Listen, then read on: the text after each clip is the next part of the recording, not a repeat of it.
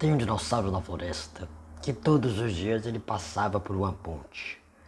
E aí, quando estava de noite, essa ponte parecia mais assustadora.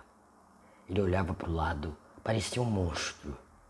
Uma figura assim, estranha. Ele olhava e saía correndo.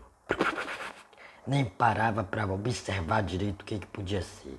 Chegar perto disso, nem pensar. E aí, todos os dias, quando chegava a noite, ele passava pela ponte, ele olhava a figura.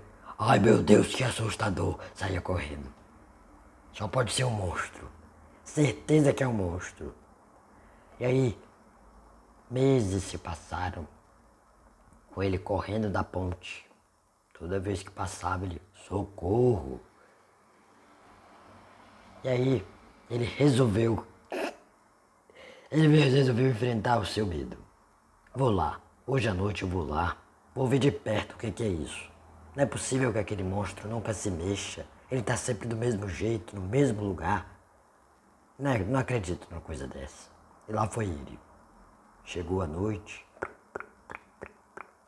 foi se aproximando, sentiu medo, sentiu gelar o estômago. Ai, tá gelado aqui, que frio, que medo. E aí quando ele se aproximou, era um pedaço de galho e umas folhas que pareciam a cabeça. Formavam um monstro. Quando ele se aproximou, ele viu, era só um pedaço de galho com umas folhas que pareciam um monstro. Ele deu risada.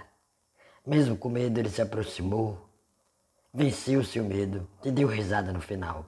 Aí veio me contar, Lutero, você não sabe o que eu vivi. Aí contou toda a história, os meses que ele passava pela ponte, que ele tinha medo, e quando ele finalmente decidiu enfrentar o monstro, e o que ele descobriu. Muitos dos nossos medos estão somente em nossa cabeça. São bem piores quando a gente fica alimentando. Ele vai crescendo, crescendo, crescendo. Quando a gente para, reflete e começa a querer e a tentar lidar com eles, eles viram apenas galho e folhas que parecem monstros, mas na verdade não são.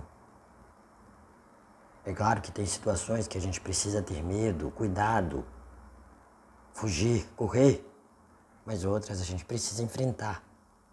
E quanto mais a gente enfrenta, mais a gente vai vendo que esse é o caminho, mais a gente se fortalece, mais a gente aprende. E isso é maravilhoso. E hoje deixo aqui a história do dinossauro que tinha medo de passar pela ponte à noite, porque só via o monstro. E que conseguiu superar o seu medo.